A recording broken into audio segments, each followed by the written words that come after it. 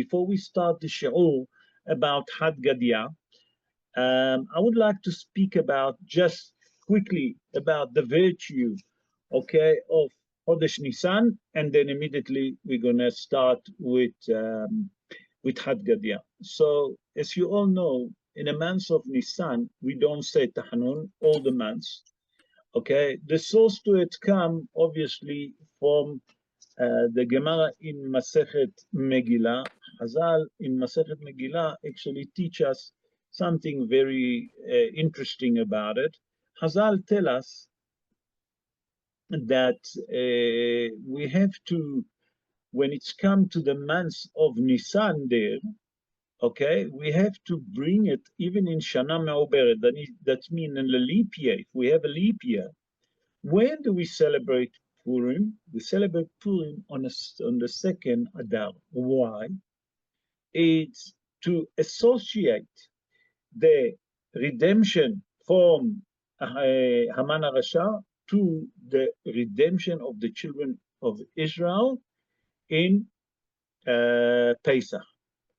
That means from Yetziat Mitzrayim, the redemption of the exile of Mitzrayim. Why is it called Nisan? Why is that month called Nisan?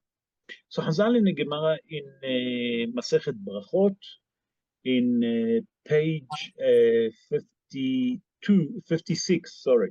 56, folio 1, say that, you know why is it called? I'll tell you very simple.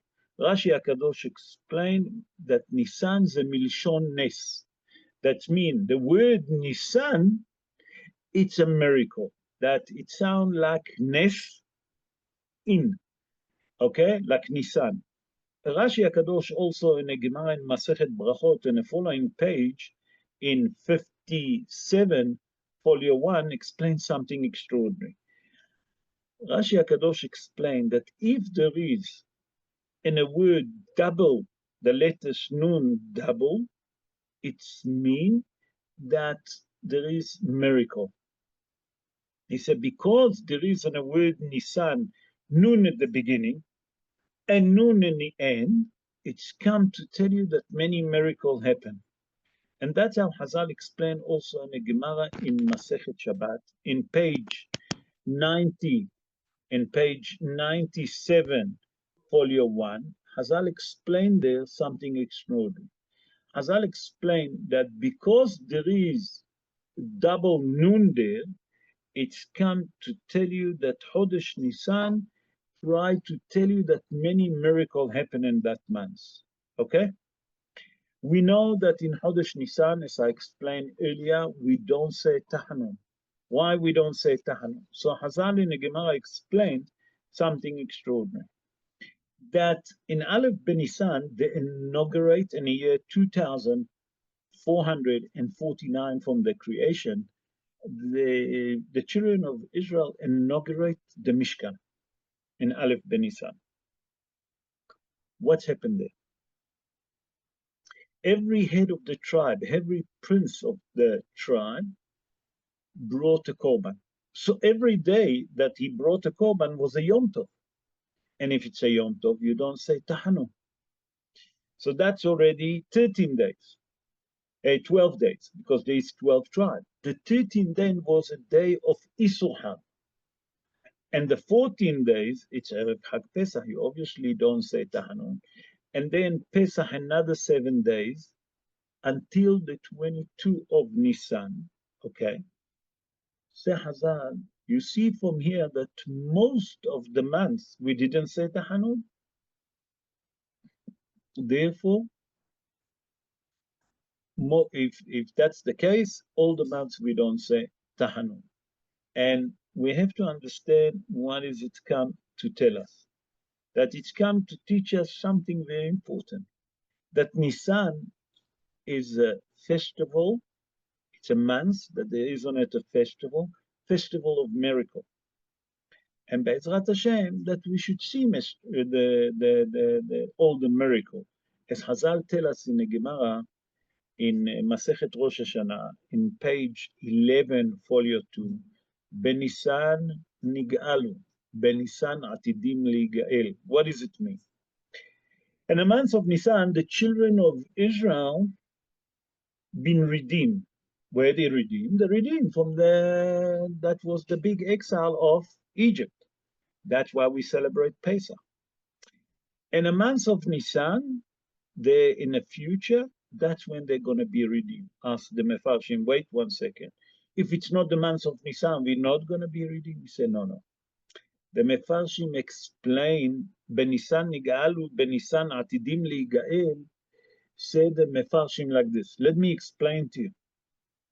What they trying to tell us, Hazal, that in Nisan, in the month of Nisan, because it's a month of miracle, that's when they in heaven they decide when they're going to redeem us. When Akadosh Baruch Hu going to send us Mashiach Tzidken.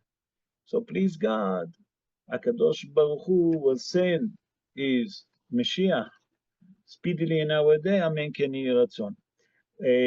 Before we start, I just would like to ask Brian, please unmute your microphone. We're going to start with Gadya. Okay? Rabotai, in the end of the Seder, after we finish to read the Agada, after we drink the 4th cup of wine, the custom is to sing the poem of Gadya. Okay? Who really wrote that poem? It's not known. We know that Gadya, it's, if you look at that poem, it's all in Aramaic, and that's what I'm going to read. And then Brian going to read it in English, so you will understand. We're not going to go through all of the Gadya. That means to read every verse. We're just going to read the main verse, because a lot of the verses repeat themselves. And that's how we're going to do. The commentary that I'm going to bring today is the commentary of the Gaon Vilna, the Vilna Gaon. He wrote commentary on the Haggadah, and actually, what I'm bringing it's from the book that wrote Rabbi Moshe Scheinfeld, okay, in the name of the Gaon Vilna. There's many different interpretations. Be'ezrat Hashem, maybe next year, Bli Neder, if the Mashiach doesn't come, we'll bring a different interpretation that I wrote on Gadya that I saw in different books. So Be'ezrat Hashem, na'aseh v'natzliach, v'Hashem alenu berachamav yarviach.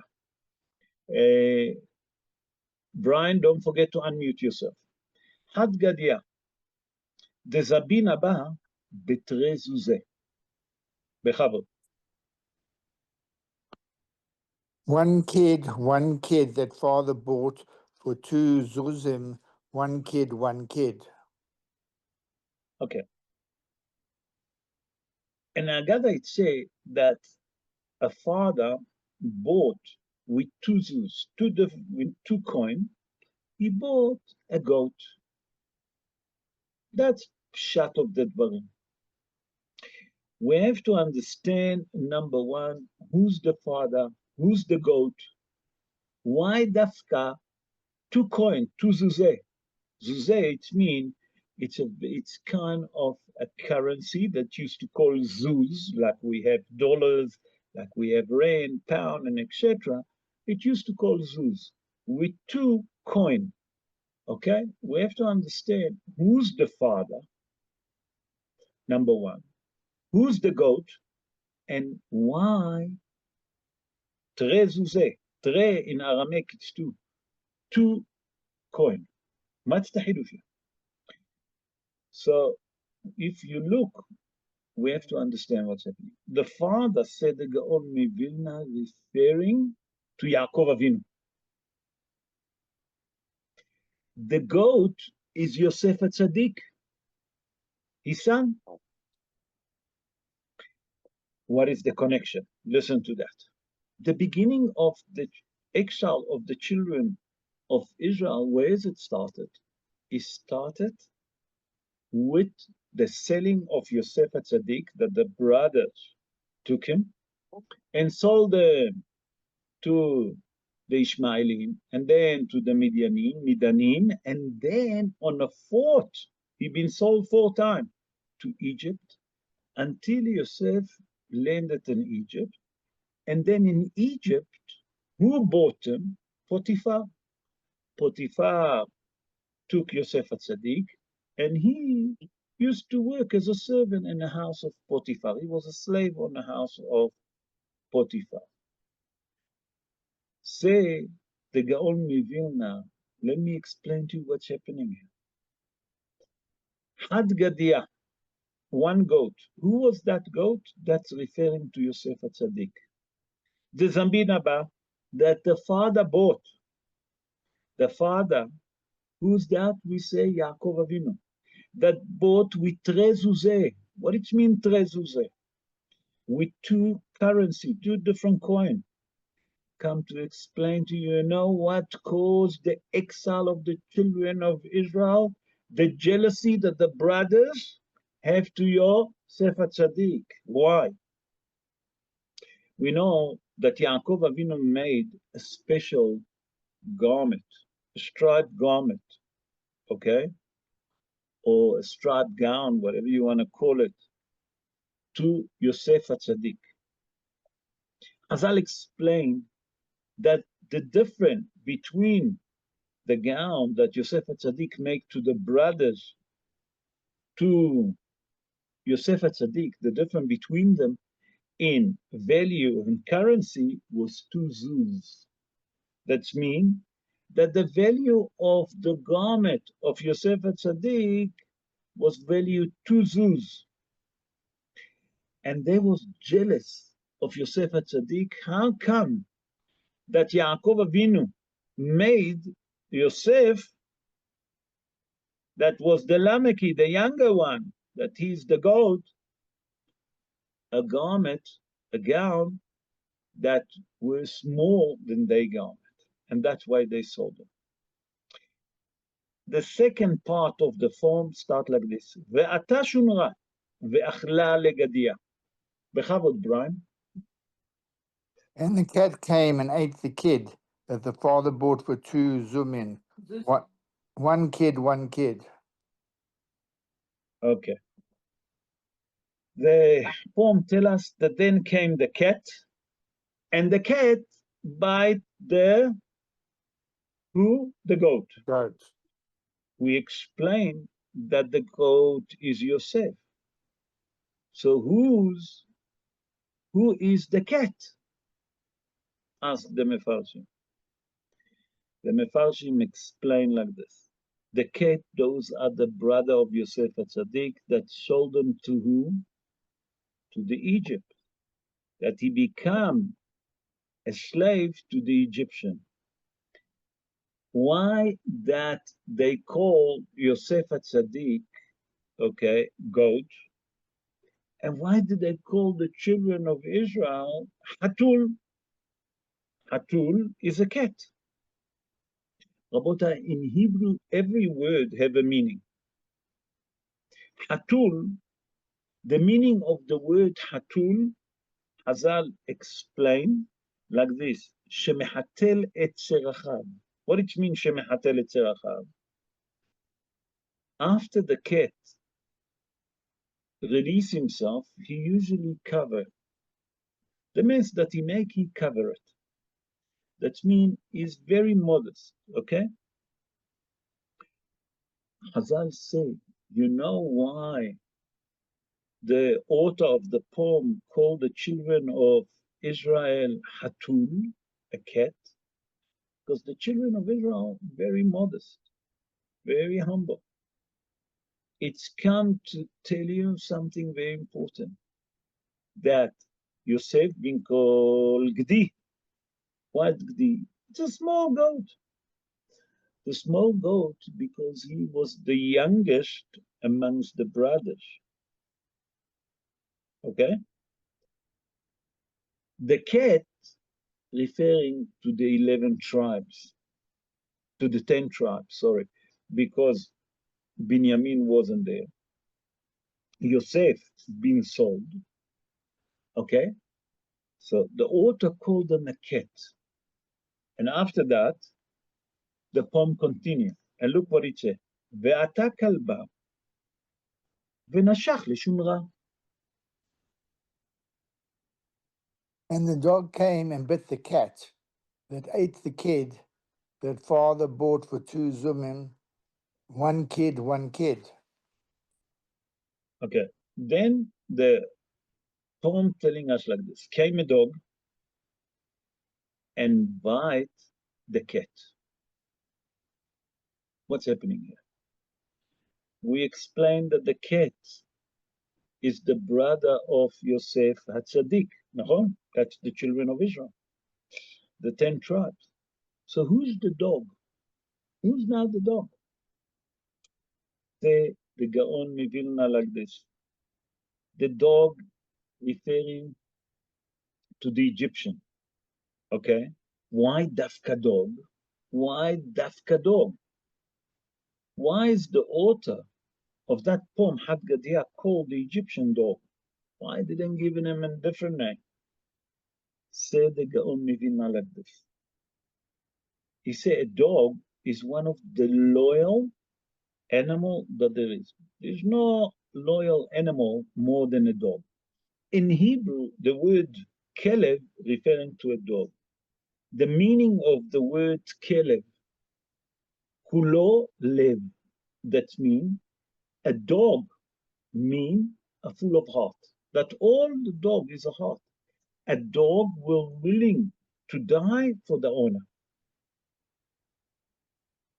Why did they call it a dog? Listen to that. Because the Torah tells us when the children of Israel left Egypt, what does it say there in Sefer Shemot?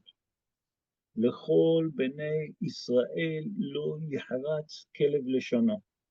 When the children of Israel left Egypt, the dog of the Egyptians didn't bark. And we know that the dog is the most loyal animal. And here the dog didn't bark when the children of Israel left Egypt. Okay? So why they call it dog? Come to tell you. Because the dog bite who? The dog bite the cat. It's the same like the children of Israel was in slavery under the Egyptian. And the Egyptian, by that they put in us hard work, okay, that they put us to slavery and hard work. It's like they bitten us and put us in slavery. That's how the Gaon Mevilna start putting together the puzzle. And then look what's the next part. Ve'ata hutra, v'ika lekalba. And the stick came and beat the dog that bit the cat that ate the kid that father bought for 2 zuzim, 1 kid, 1 kid. We explained that the dog is the Egyptian. So who's the stick? A stick came and hit the dog. Who's that stick? We have to understand who's that stick. The stick, explained the Gaon Mivina, is the stick of Moshe Rabbeinu. The stick that Moshe Rabbeinu performed all the miracle with that. Where's that stick came from? It's have a long history. That stick started from the beginning of the creation, used to belong to Adam Harishon. Adam Harishon have that stick. Then Noah got that stick. After Noah, it's been moved to Abraham. After Abraham, to Yitzhak. After Yitzhak, it was at Yaakov Avinu. It was in Egypt. I'll have to remember one. And then it's moved, that stick arrived in the house of Yitro in Midian. And in the house of Yitro, in the middle of his garden, they saw that big stick, a special stick, with different letters that they couldn't read it. It was all, all the holy name of HaKadosh Baruch Hu. And many people tried to pull it out and they couldn't. And Yitro even offered like this. He said, whoever gonna manage to take that stick out of the ground can marry my daughter. And all the heroes, all the strong people that was in Midian couldn't pull that stick out of the ground until Moshe Rabbeinu arrived in the house of Yitro. The story of Moshe Rabbeinu grown up in the house of Paro. He was a prince until the age of 19 and a half. And he gone out to see how the Jewish people been put to slavery. He saw Egyptian man beating a Jewish man, and he killed him. Datan and Aviram, that they was Mosrim, they was tittle-tell. They tittle-tell him. Moshe have to fled. Where did he fled? First he fled to the place that called Cush, what it is today, Ethiopia of today. He gone to Ethiopia, and there he was for 40 years. He became a king. It's a long story that brought in Yalkut, in a midrash. I forgot, not Yalkut Shimoni. I forgot the name, sitting on Matan. Rabbi Yaakov Kol wrote the midrash. What is it called? It will come to me. After 40 years that he gone to Yitro, to the house of Yitro. Yitro knew that Moshe Rabbeinu was a prince, and he been wanted by the Egyptian. Yitro threw him to the pit. Throw him to the pit. What happened after that? When he was in the pit, listen to that. He can die. Tzipora every morning used to give him bread and water, and that's how he survived. After many years, Yitro suddenly remember, listen, I put one prince that I remember him from Egypt, I put him into the pit. Many tests. And he come and he took him out of slavery. So that's mean that he took him out, and he said to him, listen, you're going to be a shepherd to me. When he came out, he pulled out that stick and he started to look, and he became a shepherd to Yitro. And that's why Yitro given Moshe Rabbeinu Tzipora. Now you can understand how come that a person like Yitro, that was a holy priest, given his daughter to Moshe Rabbeinu. Moshe Rabbeinu, in the age of 80, in the year 2448 from the creation, been told by Kadosh Baruch Hu to go to Egypt and to perform the miracle, the 10 plagues. Okay? And Okay. Kadosh Baruch Hu said to him, take your stick, and with that stick, you're going to perform all the miracle. And that's what happened. And that's what the poem's saying. That came the stick of who? The stick of Moshe. That Moshe performed all the plagues, the splitting of the sea, hitting of the rock. If you remember, all of that, with that stick, Moshe Rabbeinu actually hit who? The dog. That's the Egyptian. By that Moshe Rabbeinu performed the 10 plagues with the stick that was from Adam HaRishon. So now we can understand what does it mean, the stick that hit the dog. And then it says, Ve'ata nura, ve'saraf לחוטרה. And the fire came and burnt the stick that beat the dog, that bit the cat, that ate the kid, that father bought for 2 zim, 1 kid, 1 kid. Okay, so we say in this verse, the author said that came the fire and burned the stick. We said the stick, it was the stick of Moshe Rabbeinu. So who's the fire? Explain the Gaon Vilna something important. Those are the desire. That means the people, each one of us have a desire. And he explained like this. Nachon, that by that Moshe Rabbeinu performed the 10 plagues, okay, the Egyptian received, okay, their punishment. But Moshe Rabbeinu, by that he performed the 10 plagues, he also implant, like we explained in previous shorim about the 10 plagues, he showed the emunah in HaKadosh Baruch Hu. That means that he showed the supervision of HaKadosh Baruch Hu over the Jewish people.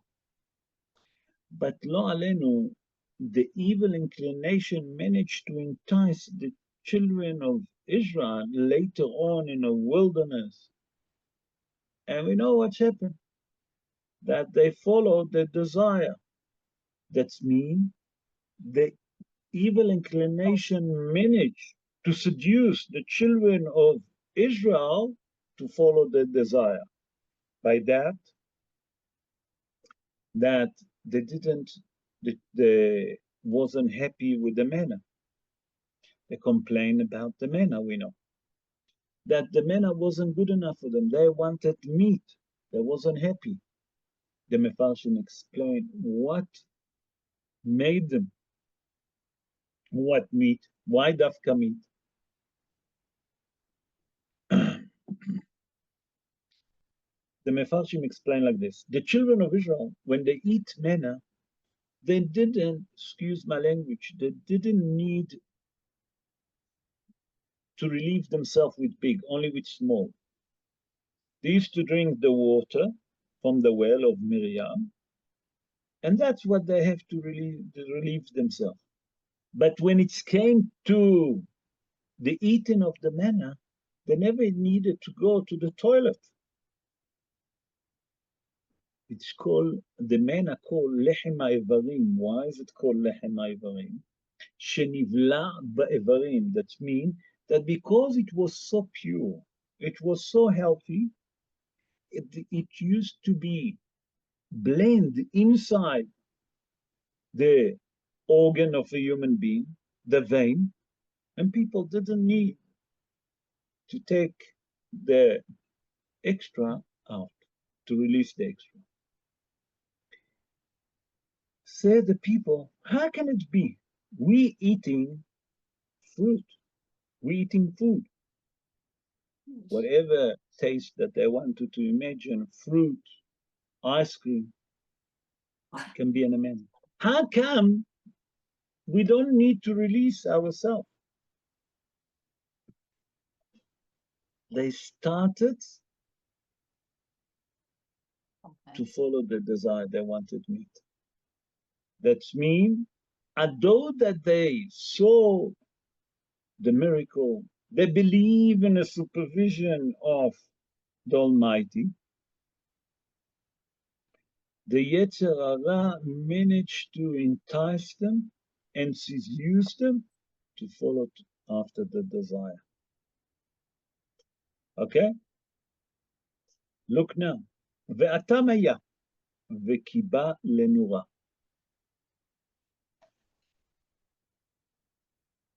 And the fire came and burnt the stick that beat the dog, that bit the cat, that ate the kid that father bought for 2 zuzim.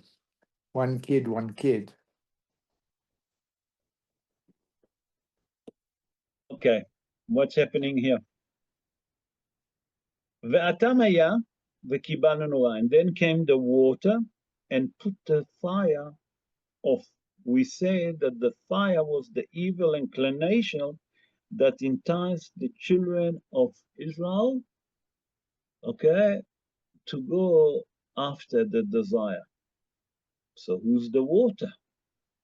Who's that water that put the fire off? Said the Gaon Mivilna something very interesting. The Gaon Mivilna said that the water, it's the Torah that they receive in Mount Sinai. That the Torah managed to overcome what? The fire. Say Hazal, why dafka water?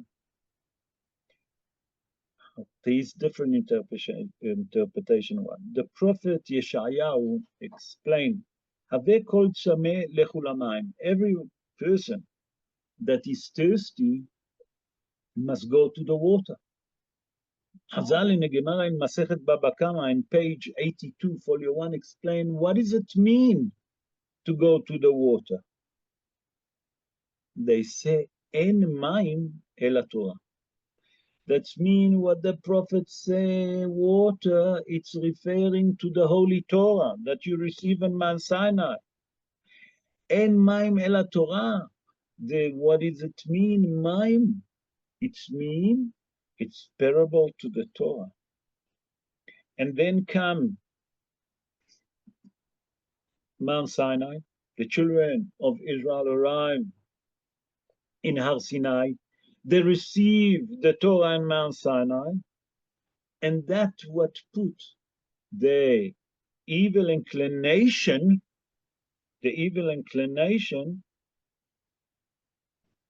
been dismissed from the world. And then came a different situation. But before we continue with the different situation, what does it come to teach us? Said the Gaon Mivilna, that the person have to understand that if he feel, the Mefarshim also explain, that he come to the situation that lo alenu, that the evil inclination pushing him to do avera, to do a sin, what is the remedy for it? Torah. Torah is the remedy that can help you to overcome the Yetzer Hara. That's how Hazal explained. When a person see that the evil inclination overcome them, is one answer to it. Torah. Hazal say in the Gemara. Kadosh Baruch Hu said to the children of Israel, Barati Yetzer Hara. I created the evil inclination. I created that angel. Barati lo Torat Valin. Also, the same like I created the angel that called Yetzer Hara, I also create for them a medicine. What is the medicine? Is the Torah. When a person learns Torah, Yetzer Hara can't be around it. Immediately you want to run. You want to disappear. So HaKadosh Baruch Hu say the Gaon Mivilna. When he saw that the Yetzer Hara overcoming the children of Israel, he given them the Torah. Where? On Mount Sinai. To what? That they can overcome the desire. They can overcome that kind of desire that they have on them, that they can control it. And that's what it say here. And then came the water, that's the Torah, and put down the evil inclination that caused the children of Israel to complain. After that, what came? Look what's the next one. Ve'ata Torah, ve'shata lemaya. And the ox came and drank the water that doused the fire, that burnt the stick, that beat the dog, that bit the cat, that ate the kid that father bought. Okay. ועתה תורה ושתה למיה. And then come the oaks and drink the water. We explained that water is the Torah. So who's that oak? Said the Gaon Mivilna, let me explain it. After the children of Israel received the Torah came one of the most tragedy in the Jewish history, the sin of the golden calf. And that's what he say, and here come the oaks. What does it mean, the oaks? The bull, the calf. And he put down the Torah. The children of Israel, Rabotai, in Ma'amad Har Sinai, when they stood on Mount Sinai, when they received the Torah, listen to that. They arrived, they reached back to the same day, the Friday, that HaKadosh Baruch Hu created Adam HaRishon. Adam HaRishon was supposed to live forever. After he eaten from the tree of knowledge, he brought death to the world.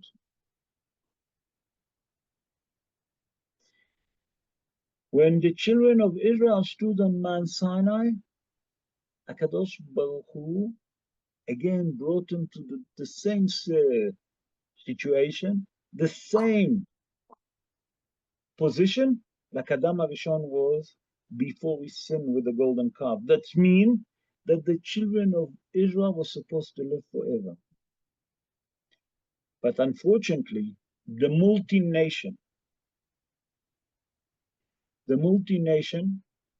with the leader of Yonos and Yom Bros, as the Zohar HaKadosh explained in Sefer Shmot,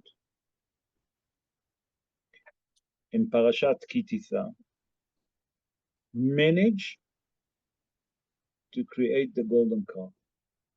Who was those Yonos and Yom Bros? Yonos and Yom Bros was the two sons of Bil'am HaRasha. Bil'am. He was one of the fourth advisor that Pharaoh had. But I will always explain the multi-nation, Erev Rav, all the time we say. We have to understand who they was. And I always say Erev Rav, and I was underneath the impression that we understand that until one day someone asked me, Rabbi, you say all the time Erev Rav. Who was those Erev Rav? The multi-nation, Rabot, I listened to that. Those was the magician, the sorcerers, okay? The magician, the sorcerers, the advisors of Pharaoh that on the third plague, when they saw that they cannot make the lice, what did they say to Pharaoh? It's Ba'elokimi. Only the Almighty can do that. We can't do it. They start to believe that there is a creator. They started to convert. What it means to convert? They believe that there is God that created the world. But the emunah, the faith in HaKadosh Baruch Hu wasn't so strong. And Hazal say that they joined the Jewish people because the children of Israel now gonna, during the 10 plagues that took over a year, destroy the entire Egypt. They said there's nothing left from Egypt. Let's join to the children of Israel because they're the stronger nation now. No more Egypt. Egypt is finished. And they joined the children of Israel. And Moshe Rabbeinu accepted them. Said the Midrash that HaKadosh Baruch Hu tell Moshe Rabbeinu, I don't want him. I don't want that people. Moshe Rabbeinu wanted to convert them because he really believed that they going to believe in HaKadosh Baruch Hu and they're not going to cause problem. But we saw how much headache they've given us until today. That's the Erev Rav. That's who's the multi-nation. So what's happened? They created the golden calf. When Moshe Rabbeinu came down from heaven, what did HaKadosh Baruch Hu say to him? Red, כי שיחת עמך, אשר הוצאת מארץ מצרים. HaKadosh Baruch Hu said to Moshe Rabbeinu, go down. The nation that you took out from Egypt, who's those nations? Not the children of Israel. That's the nation. We say wherever the word nation means, the Zohar, HaKadosh explained that that's referring to the multi-nation. He said the nation that you took out, not that I took out, HaKadosh Baruch Hu said. The nation that I took out is the children of Israel. But you, Moshe Rabbeinu, took with them another nation, the multi-nation. So go down, go see what your nation that you took out of Egypt, referring to the multi-nation, managed to cause a problem, to create the golden calf. What was the sin of the children of Israel? That they enjoy and celebrate that action. And for that, they've been punished. Okay, so we explained that came the oaks, the bull, and drank the water. The fifth line in the poem, it says something very interesting. ואתה השוחט ושחט לתורה. And the slaughterer came and slaughtered the ox, that drank the water, that doused the fire, that burnt the stick, that beat the dog, that bit the cat, and that ate the kid that the father bought.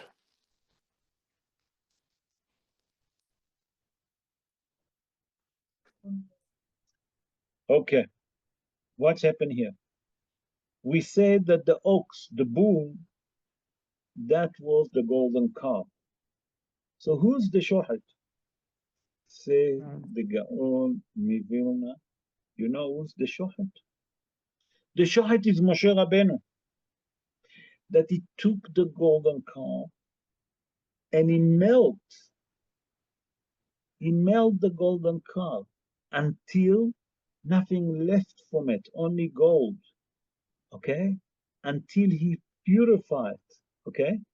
And then he took that gold and he threw it back to the fire. That's mean what it's come to tell you that Moshe Rabbeinu, when he came down off the mountain, when he saw the golden calf, immediately took that calf and he put it on the fire and he melted and nothing left from it. The Gaon Mivilna. The 9 line of the poem, because there is 10 line on the poem, it says, ואתה מלאך המוות, ושחט לשוחט. And the angel of death came and slaughtered the slaughterer, who slaughtered the ox, that drank the water, that doused the fire, that burnt the stick, that beat the dog, that bit the cat, that ate the kid that father bought. Okay. We say that the slaughterer was Moshe Rabbeinu. Okay? Here came the angel of death. Who's that, the angel of death? The angel of death, Hazal in Gemara Masechet Baba Batra, Tet Zain Amud Aleph, that means 16 folio 1. Hazal say, Hu Yetzer Hara, Hu Malach HaMavet, okay? Hu Satan. That means Chazal in the Gemara and Masechet Baba Batra describe to us who's the evil inclination. Is the Satan, is the angel of death. There the Chazal explain in the Gemara, how does it fit together with all of them? Say the author of the poem came, the angel of death, and slaughter lo alenu, the shochet. That's Moshe Rabbeinu. Okay? That Moshe Rabbeinu, that he took the golden calf, okay, and he melted the golden calf. He took it and he melted completely, get rid of it. By that Moshe Rabbeinu died and disappear from the world, said the Gaon Mivilna, you have to understand that what was the Yetzer Hara. Why? Why is it so important to tell us? What's the Hidush here? Chazal in the Gemara Masechet Sodra tell us, Moshe v'David, in page 9, folio 1, Moshe v'David, לא שלטה במעשה ידיהם, לא שלטו שונאיהם במעשה ידיהם. Chazal in the Gemara explain that whatever Moshe Rabbeinu done, and whatever David HaMelech done, no one can destroy. If Moshe Rabbeinu will bring the children of Israel to the land of Eretz Israel, and he will enter with them, inevitably he'll have to build the Bet HaMikdash. If Moshe Rabbeinu will build the Bet HaMikdash, the HaMikdash will never be destroyed. HaKadosh Baruch Hu knew it, Shechazal in the Gemara and Masechet Sota. Remember page 9, folio 1. If the children of Israel are going to sin, HaKadosh Baruch Hu need to punish them. Then going to become a situation that there is a problem. HaKadosh Baruch Hu cannot destroy Bet HaMikdash. Who gonna he take all of his anger with? With the children of Israel. As v'shalom, instead of destroying Bet HaMikdash, he will annihilate the children of Israel. Say HaKadosh Baruch Hu, that's not gonna happen. The children of Israel are gonna stay forever. A nation that you can't get rid of. Why? Because HaKadosh Baruch Hu protect us. HaKadosh Baruch Hu have his personal supervision over the Jewish people. So what has he done? He told Moshe Rabbeinu, you cannot enter the land of Eretz Israel. You're going to die be'ever HaYarden, mul Bet Peor. Opposite Bet Peor, the Avodah Zarah. But you cannot enter the land of Israel. Why? That in the future, when the children of Israel gonna sin, I'm gonna destroy my Bet HaMikdash, my own house, say HaKadosh Baruch Hu, but I'm not gonna annihilate the Jewish people. That's why Moshe Rabbeinu passed away. Said the Ramchal, Rabbi Moshe Chaim Luzzatto. He born around 317 years ago in the north of Italy. Luzzatto, if you look at it, it's a Spanish name. His family was from the Spanish Inquisition that moved to Italy. He explained by that HaKadosh Baruch Hu took Moshe Rabbeinu and he never lived forever. He done actually with mercy and compassion with the children of Israel. Because HaKadosh Baruch Hu knew that they're going to sin. And if Moshe Rabbeinu going to build Bet HaMikdash, it's not going to be destroyed. Chazal tell us something extraordinary in Masechet Sota number 9. Moshe v'David, lo shaltu soneim b'maaseim. What does it mean? Moshe Rabbeinu built the ark, the holy ark. It's been disappeared. It's been hidden, been put to Geniza. No one can touch it. David HaMelech built the foundation for the first Bet HaMikdash. Until today, the foundation is there. No one can destroy it, the Western wall. that surround, we know the Kotel, but that wall go not only from the west, it's go to the south, okay, it's go to the north and then to the east. As much that they try to destroy the Western world, they can't. Why? Because that was the foundation. What we're seeing today is just the foundation. I make a show about the Kotel many years back. What we see in the Kotel, the Western world, that's the foundation, because Har HaBayit is on top of it. And as much that they try to destroy it, they can't. Say Rabbi Moshe Chaim Luzzatto, the Ramchal, if Moshe Rabbeinu will enter the land of Eretz Israel, he will build Bet HaMikdash. No one can destroy it. HaKadosh Baruch Hu then have to punish. Instead of took his anger on the stone and the wood that was made Bet HaMikdash, Chas v'shalom, he can punish the children of Israel. Chas v'shalom, lo yakum v'lo. Then the poem ending up, Ve'ata Kadosh Baruch Hu v'shahat lemalach hamavet. And the Holy One, blessed be He, came and slaughtered the angel of death, who slaughtered the slaughterer, who slaughtered the ox that drank the water, that doused the fire, that burnt the stick, that beat the dog, that bit the cat, that ate the kid that the father bought. What's happening here? Chazal in the Gemara in Masechet Sukkah, in page 52, folio 1. Chazal say, לעתיד לבוא, מביאו הקדוש ברוך הוא ליצר הרע ושוחטו בפני הצדיקים ובפני הרשעים. לצדיקים נדמה כהר גבוה,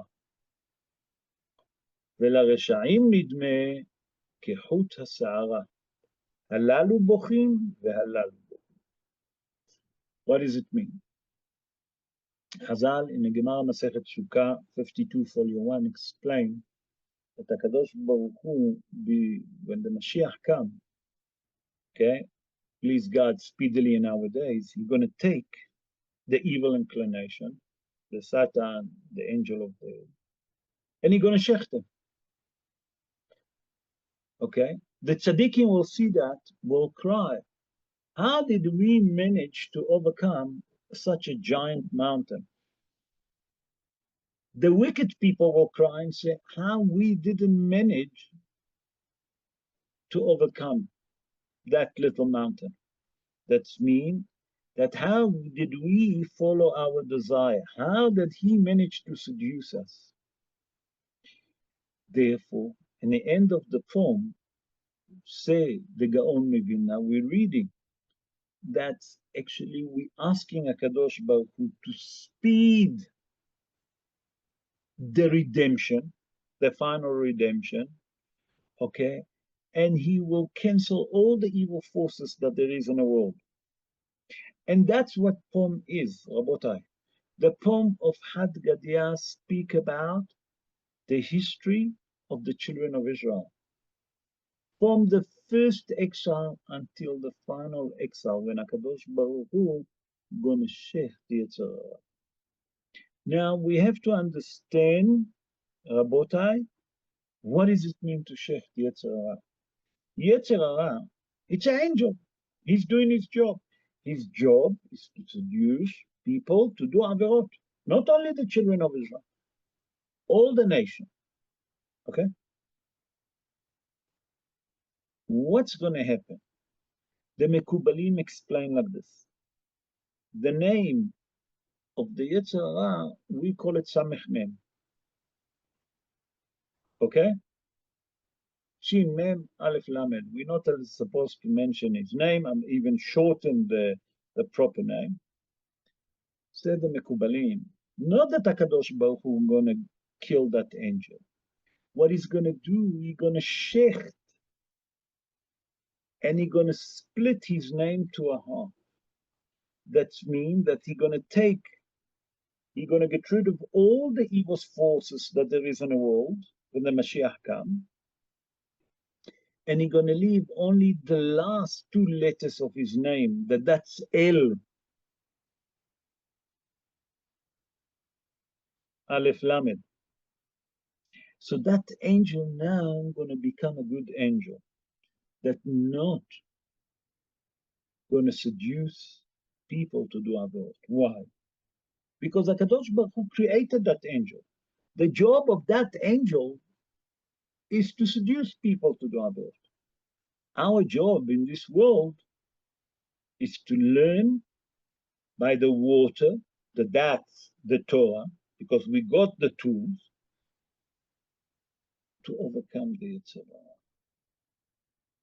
So, but the poem of Had Gadya say the Gaon Hida, Rabbi Chaim David, Yosef David Azulai, in his book Simchat HaRegel, he says something extraordinary. He said the poem of Had Gadya, it's a holy poem. He tells a story that he was in Europe, and there was learning Had Gadya, and one of the students stood up in the front of the rabbi and he laughed on it. What is that poem? What is that song that we're singing in the end of Pesach about goat and about cat and about dog and about ox and about stick? I don't understand. What does that have to do with the Haggadah? One, the rabbi stood up and put that student in Hiram. Said the Gaon Hidara, that born in Jerusalem 301 years ago, how much we have to be careful, Has v'shalom, not to make jokes of that song, Had Gadya. How holy that song. And we have to understand why we're singing that song, why we're reading, some people singing and some people reading it. Dafkan end of the Haggadah. Say the Gaon Mivilna.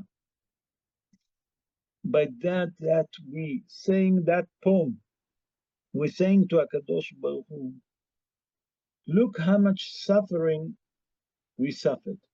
We're waiting for you to do the final job, to shech the angel of death. We want you to redeem us. All night we're speaking about the exile. We're speaking about how we become slaves. We're speaking about how the Egyptian put us through slavery. We're speaking about the plagues that you brought in Egyptian. Then we also mentioning that you took us out of Egypt with a stretched arm. We want you also, HaKadosh Baruch Hu, please, to speed the final redemption. Send us Mashiach Tzidkenu speedily in our day.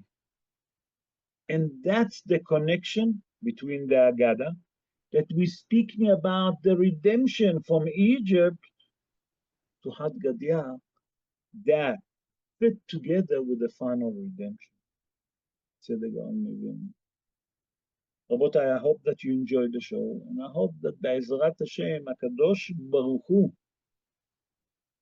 with his mercy, compassion, will redeem us still this Pesach, even before Pesach.